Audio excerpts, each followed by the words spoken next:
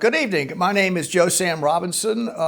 It's my pleasure to have with us tonight Mr. Harry Gross, who is a young man of great rectitude and mentation, we could say. We'll make that allegation. But there are many subjects that present themselves to spectators in our world. And one of them is apparently the idea of the U.S. possessing Greenland. Which I think requires some discussion. One reason being that if the U.S. Embarks on such territorial expansion, it certainly will disturb the world order. It really will, and that's a big deal. And so just to cavalierly discuss such a policy has some downsides in it. Now, just to make some statements about this, Greenland is quite a place. There are approximately 840,000 square miles. It's quite large. It's a huge bit of ice there. There may be unknowable mineral wealth. There's certainly a lot of sea life that surrounds it. There's a very small population, a very small indigenous population. Seasons with some Danish settlers. And it's played a major role in defense issues, particularly in World War II. When the Nazis took over Denmark, the U.S. basically took possession of Greenland and then was there. It was important to do this. The Nazis had weather stations there, and just to close those stations was quite a contentious event. So the U.S. certainly possessed the place. And appropriately, Denmark joined NATO at the 1948-49 to cement the Western Alliance against the communist world. And Greenland became part of the NATO landmass. And the U.S. put large Air Force bases there. And if you look at the strategic situation, that was it's a really important strategic event. And since that time, the U.S. has maintained its armed position there. U.S. makes use of the landmass. There's not any controversy about the U.S. using the island for strategic defenses of the West. And you could say, as far as the world order, NATO, the U.S., is the centerpiece of the world order as it was fashioned at the end of World War II. Now, I would say right now, President Trump, and he has his reasons, which we could discuss. Maybe Harry can opine on this. But he has his reasons to disturb the world order. I would say that seems to be something that he's doing. And there could be some bad things about the world order, but it certainly serves its purpose after World War II to stabilize the world. This extraordinary half century, more than a half century, approaching a century of great human progress. Evil has been confronted everywhere, and not always successfully, but the Western world and its allies have, I think, done a good job. The world order is something to be commended, and anything that disturbs it needs appropriate attention. So having said that, I think the idea of taking over Greenland, I would start out by saying my first impression about this was it was quite a comedy act. This is a comedy show. Really? We're going to send the U.S. Marines in and toss those pesky Danes out and seize this enormous 840,000 square bit of landmass with ice. Well, that seems, I've wondered, what is the reason for this? Is there some kind of appropriate strategic reason? I think our strategic requirements are fulfilled right now. If we possessed the place, it would not do any. We would not have any more strategic advantages. I don't believe we have whatever we need there now. whatever resource extraction that's needful. I mean, there's no limit to doing it. People are not arbitrarily stopping us. Okay, so what are some reasons? I've discussed this with some people who say that this is kind of President Trump, his strategy in dominating the headlines, meaning that no one can get a foothold to attack him. So one sort of unusual idea is presented, and all of the media just floods to that. So if the idea is, which some have suggested, is that this keeps attention away from some of his possible, problems with the girls. Let's see, you may know more about this than I know. What's the name of the arrest? The Epstein list. The Epstein list, yes. Good for you. So I wasn't up on it well enough. But okay, so certainly whatever attention is would be directed against him is totally off the front page. So if the strategy is I've got all these things that might injure me, or my ideas might be injured, there'd be so much discussion about whatever. I mean, some of my failings or alleged failings, or someone has discovered something, or some suit issues or whatever. And I want to keep that off the front page. Instead, I will just propagate these ideas. Now, I hope that's the reason. I hope that is the reason. That it has some rationality behind it. I hope this idea that's being presented is not a serious one, particularly the idea of taking an area from a NATO member, taking the land, which would be a armed incursion, against a very small, very, in many ways, righteous country that certainly has done a good job in maintaining civility and is part of the Western world, and cultural events are there, and in general, one could call Denmark a pretty civilized place.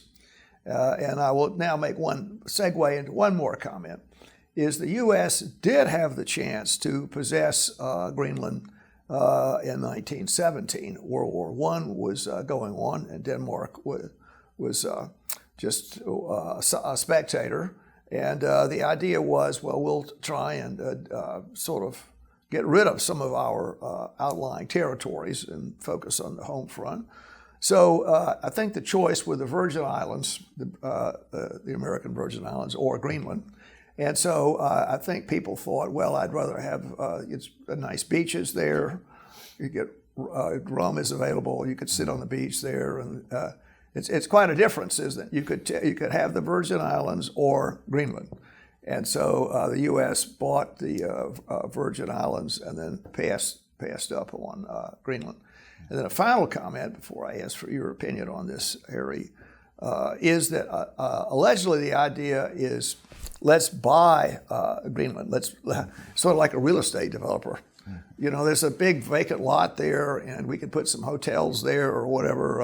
Whatever the deal is, maybe we could buy it or do something. Well, if you had to do something, that certainly would be better than any armed incursion. We'll pay for whatever we'll pay for it. I doubt if the Danes would do that. And then finally, the last people in this little equation would be the indigenous inhabitants. And also there are a number of Danes. And the Nordic trip across the North Atlantic, Leif Erikson, the whole story about Viking arrangements in the New World, it passed through there. And indeed, the Danes had a rather large colony, as these things go. And then in the 15th century, mysteriously, it went into non-existence. And I don't know enough about it to say that, but certainly Denmark has had a claim on the place for 1,000 years. Mm-hmm. The Danes have been fairly civilized with the indigenous inhabitants, whatever the way, and that's just working out very acceptably. So the U.S. disturbing that seems a little bit like a bully. In the national, I would say our normal self-image and our persona for the rest of the world is that we're a righteous nation, if we could say that. And their idea is that we have our notions of freedom, liberty, the city on the hill. We're really doing something great here in America. And we're not like other places. So we're not like some bullying country. In World War I and World War II, we didn't take anything. I mean, we certainly had the chance to take big slices of, I don't know, what could we take a slice off? Germany, I guess, Italy. We get some beachfront property in Italy. Maybe we could get some colonies would be tossed into our play. Well, we just don't play that way. And this is a pretty substantial, if it's serious, that's a really, I think it's it's a Rubicon, a bright line to try and cross. And it's going to cause, in my opinion, if it's serious, it's just very, very unacceptable. And so much so that this is exactly the kind of checks and balances that our forefathers wanted to have in place. The president cannot just arbitrarily take over somebody else's property, particularly with our armed forces. Okay, so I'm hopeful this is just a jokey idea that's part of some strategy to keep President Trump off the scandal pages. I hope that's the case. But if it's a serious issue, that's really, really very unacceptable. And if any Danish friends are tuning in, not every American is in charge, wants to take over Greenland. Now, do you have any thoughts about this hearing? In part, I share your hopes. I do genuinely hope this is a farce designed to grab headlines. At the same time, I do think that there are there are some very powerful members within the administration, particularly Stephen Miller, who are very much in favor of this, largely because they are in favor of any form of exercising American power and supremacy because they are themselves bullies, and they are fine with America bullying other countries.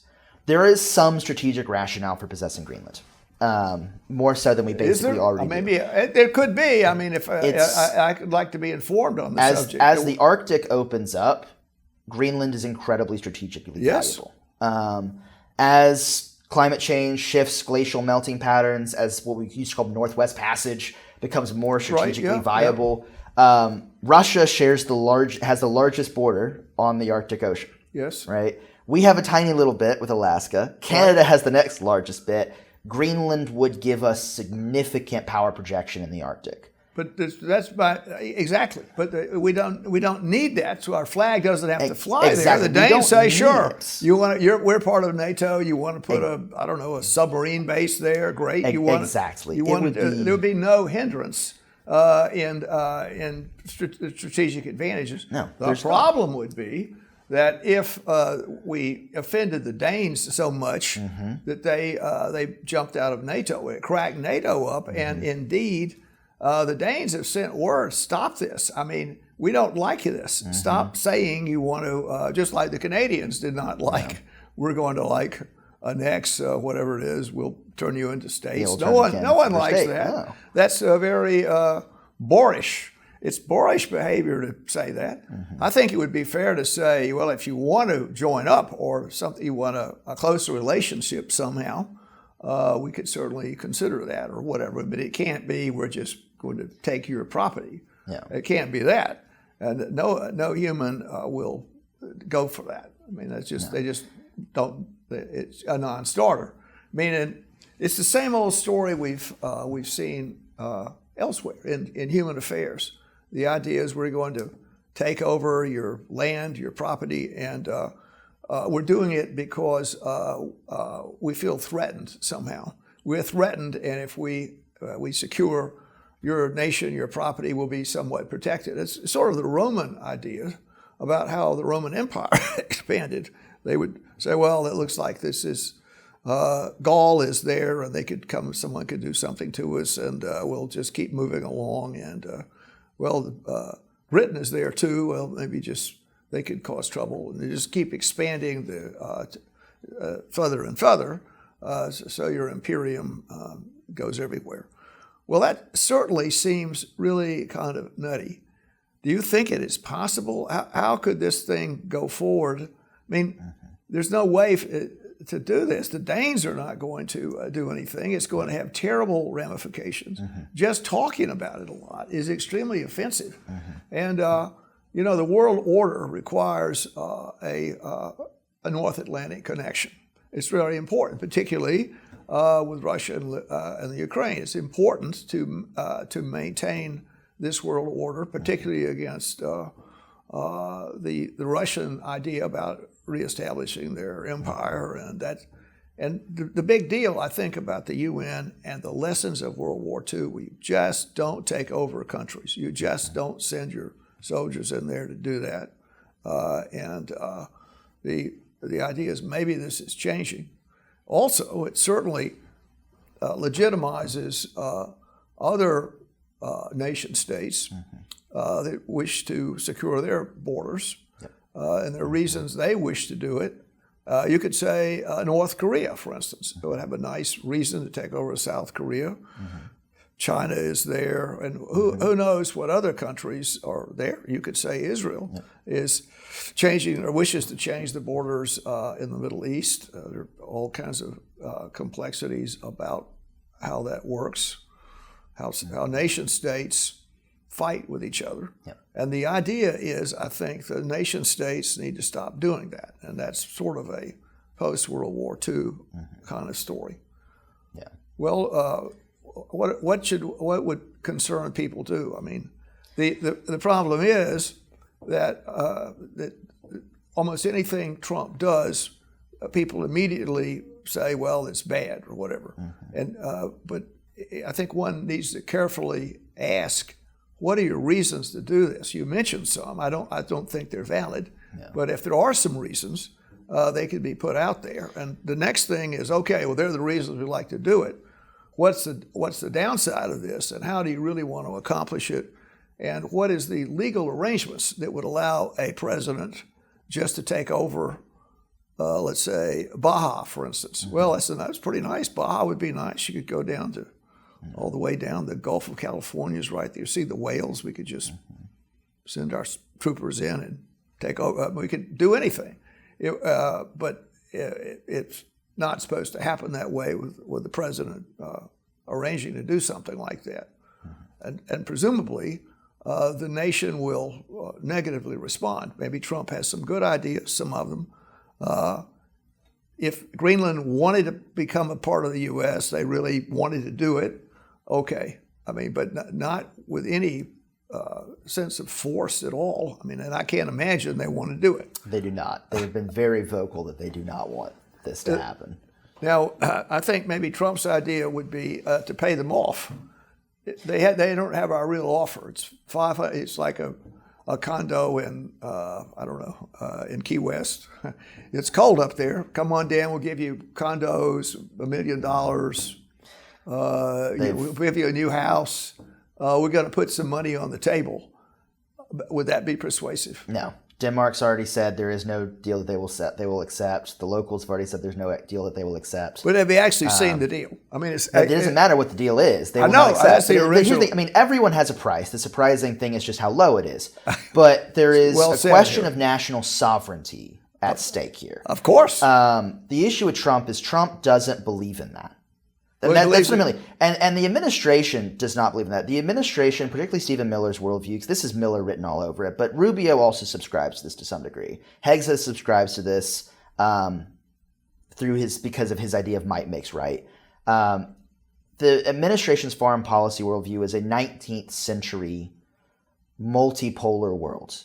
Yes, it is. I agree with that. The reason they do not care about pissing off Greenland and they don't care about NATO is because they do not see Europe as in their sphere of influence. They see the Western Hemisphere as America's, that this is our hemisphere. Russia can have Europe, China can have Asia, we'll figure out Africa. That is the way that this administration has pursued foreign policy. And it's a substantial reduction in America's prestige and power. We have been the global hegemon since the fall of the Soviet Union. We've lost some of that power with China catching up and our abdication of some responsibilities. But we are still a global superpower. And to just say, we'll just be happy with half the world is, I think, frankly, insulting to Americans. Well, even as American, if you want to be dominant, why would you only be dominant over half when right now you're dominant over the majority? You know, it's complicated, isn't it? About a lot of the issue, I think, is people they like the idea of the way the U.S. existed, maybe as victors in World War II, that sort of finally crushed everybody. We got the nuclear weapons. The GNP of the U.S. was just astronomical. All these things happened. And then, for many reasons, it could be said that the U.S., its sense of power has diminished, and there's hard power and soft power, okay, if you want to use that analogy. But, okay, well, maybe everybody wants to go to Stanford or I don't know, if you're a smart person from South Korea, you'd like to go there or whatever, or you'd like to watch Saturday Night Live or whatever, you like country western music, whatever. The cultural events are there, and people want to live here. And indeed, people have said to me from other countries, you cannot imagine the great privilege being an American citizen, how great that privilege is. And indeed, I can recollect traveling a decade or two ago, and it was going to post-communist world, and it was being like a Roman citizen at the time of Paul. As a Roman, it felt that way. I mean, look, here's an American. Gee, I've never met an American. It was all these issues that were present. Well, Harry, we're discussing what could have provoked some of this, aggressive behavior of the U.S. And I was kind of making the point that many United States citizens have been imprinted by the sort of city on the hill, the glory, the things the country presents to the world, all the things it's done, extraordinary experience. And then sort of what might have gone down, or at least the perceptions of people over the last decade or two. And so why are people saying, I think we have to assert ourselves, otherwise we're going to just be crushed by circumstances. So we could say one thing is, and this maybe is an important part of Trump's ideas, is that the manufacturing abilities of the country have gone overseas. The sort of, if you wanted, the notion of the GNP of our country's economic power has been diminished, at least in his view, by sending jobs and sending resources overseas and allowing other countries to basically prosper from the contemporary industrial revolution and the science that's everywhere. Maybe is the U.S. keeping up? And then the other point would be, I think this is a true point, is that when people think of the way the U.S., many people think this way of Andy of Mayberry, or this sort of bucolic rural environment where people went to church on Sunday and they didn't use bad language, or at least that's the viewpoint, and they could hunt and fish freely. Whatever the story, whatever the viewpoints are, and the people who look like them, there was a homogeneous population, at least in some. It's never really been homogeneous, but people would imagine it was. And then people could sort of get along or whatever. And then the extraordinary immigration arrangements that have taken place, and the sense of we've always had, I think, racial divides in the country, and those being more obvious. More tensions just in people getting around, doing this, doing that. The huge cultural changes, and if you wish to scapegoat the cultural changes, one could say, Well, it's referable to the U.S. just not asserting itself.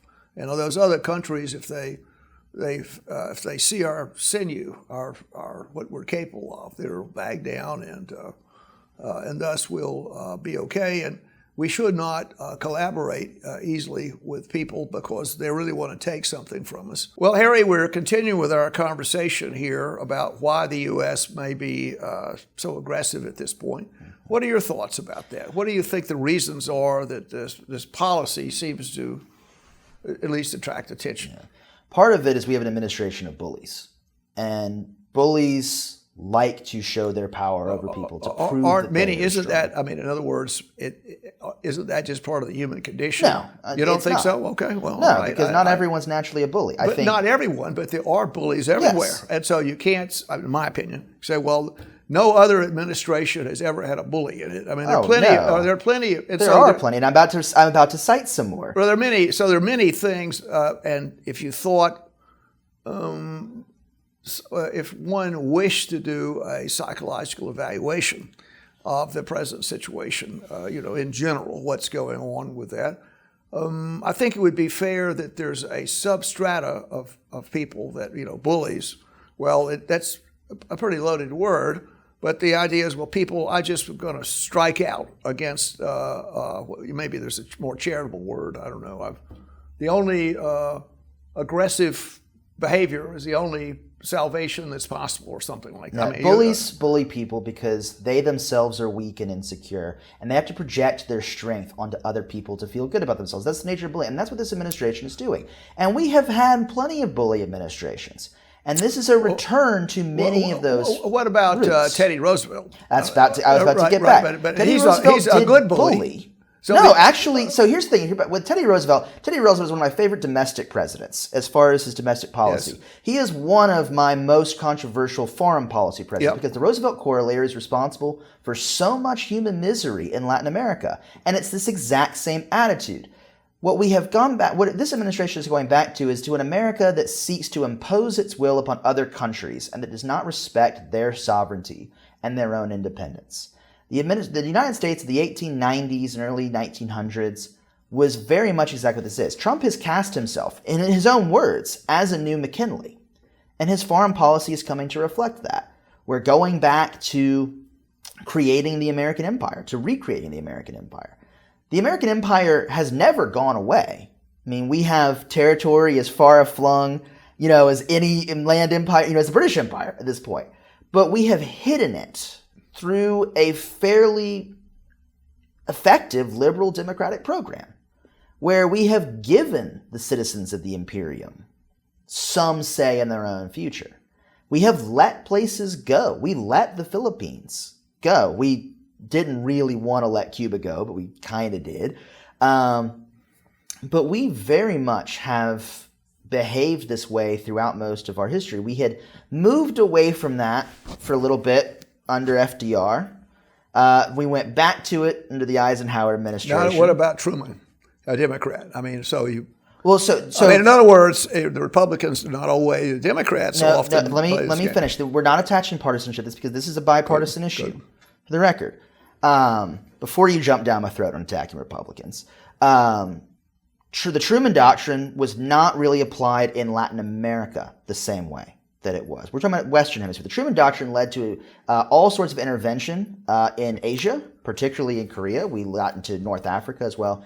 But it was under the Eisenhower administration that Latin America then became a major focus. That stayed the same under Democratic presidents. It was Kennedy who oversaw what happened in Cuba. Then Johnson in our aftermath of the 60s. Bill Clinton led us to more interventions beforehand, and don't even get me started on the Obama administration's foreign interventions. But when it comes to Latin America, we are seeing a return back to this traditional American view that the Western Hemisphere is ours and should be governed as we see fit. We had a brief period in the 1930s and 40s, and I mean really brief, where we did not treat Latin America like it was our whipping boy, or the Western Hemisphere in general like it was our whipping boy. And we are now returning back to that. And this is a politics largely driven, in my mind, by what is the governing interest in society? When you have large, what we call big business interests of the Gilded Age and beyond, that drove policy in Latin America. That drove policy in the 1950s, particularly under the Dulles brothers. And now we are seeing a return to that again, where we have largely moneyed interests driving it. In this case, with Greenland, it's raw materials extraction. With Latin America, it is oil that's coming back. And so this is not a new foreign policy. Well, I won't get too much into it. There's not a lot of time left, but I will say this, is that it's probably fair to say there's human behavior being what it is. We're seeing the same old story repeating itself. And so the period of, well, we're going to try and make the world work because we're going to have a more encompassing view of what's good and bad. For instance, my kith and kin, me, that's number one, and that's the normal way everybody plays it, including everyone that's in Latin America, sort of in a powerless situation. So people there say, I'm really going to. As the Cuban revolutionaries do. There's probably time for another conversation. Well, you may have put that plant there, I'm taking it. You have no property rights. I have the property rights, which is a whole nother conversation. You could say moneyed interest or property rights. And it's complicated because that's a very controlling thing in human behavior. Quote, property rights, or you could say money. And it can be a very useful, appropriate thing to have. And so if you're going to go in and sort of, let's say, discover oil there, why would you do it? And if you get the oil wells, people get substantial advantages, even though you could say, well, you're unfairly taking everything. So that's the way the capitalism works, which is a card in the deck in the world. And so how you balance that out is another story. And it's connected with power, all kinds of understanding human behavior, all these complexities. And so I think it's understandable, not forgivable, if you want to say it that way, understandable about how people hate each other. And so powerful people generally impose their viewpoints on less powerful people. And you could say, and we'll talk about that later, maybe in Venezuela, the powerful people there impose whatever kind of views, and in Cuba also. The people that control the ship do that. And so a lot of the stuff is just the way people are. And in my opinion, and we can talk about this in more detail, the idea is trying to chart an appropriate path through a difficult world, and saying this is bad, but this goes on, whatever. And it's certainly plenty of bad behavior everywhere. And I know you have another viewpoint, but we could talk about it a little later. Unfortunately, I think we've got it. You have, all right, give us a couple of sentences. Well, I would just say that just because bad behavior might be natural doesn't mean that it's okay. Okay. Bad behavior is bad for a reason. Okay. And just because the world used to be a certain way does not mean that it needs to be that way still. Okay, very good. All right, we'll talk some more. Thank you for your insights. Thank you.